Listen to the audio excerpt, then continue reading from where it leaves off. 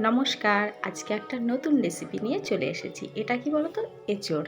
এঁচোড় দিয়েই আজকের রেসিপিটা। এঁচোড় আর আলু একসঙ্গে সেদ্ধ করে নিয়েছি। এঁচোড়ে যেহেতু কষ ভাব থাকে তাই আলু দিয়ে সেদ্ধ করে নিয়েছি।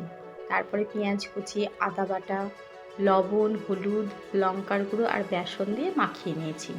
বেসনটা তোমাদের পরিমাণ মতন দেবে। আমি এখানে 3 চামচ দিয়েছিলাম।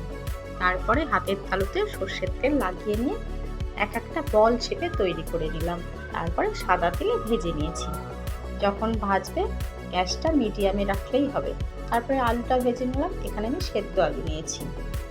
তারপরে কড়াইয়ে সর্ষের তেল দিয়েছি, দিয়ে তেজপাতা, জিরে আর দারুচিনি ফোড়নে দিয়েছিলাম। এঁচোড়ের আবার কী রেসিপি করছে এই ভেবো না, এটা কিন্তু এঁচোড়ের কোপ্তা। ফোড়নটা হতেই পেঁয়াজ কুচি দিয়েছি। পেঁয়াজটা লাল করে ভেজে নিয়ে তারপরে টমেটোটা আমি বেটে নিয়েছিলাম।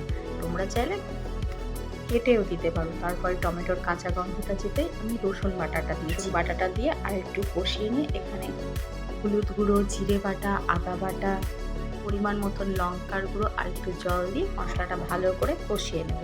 মশলাটা কষানো হয়ে গেলে পরিমাণ মতন জল দিয়েছি। তারপরে পরিমাণ মতন লবণ, আর ঝোলটা ফুটে গেলেই আলু আর যে কাঁঠালের কোপ্তাগুলো ছিল সেইগুলো দিয়ে দিলাম। কোপ্তাটা দেওয়ার সময় গ্যাসটা কমিয়ে রাখতে হবে, বেশি কিন্তু ফোটানো যাবে না।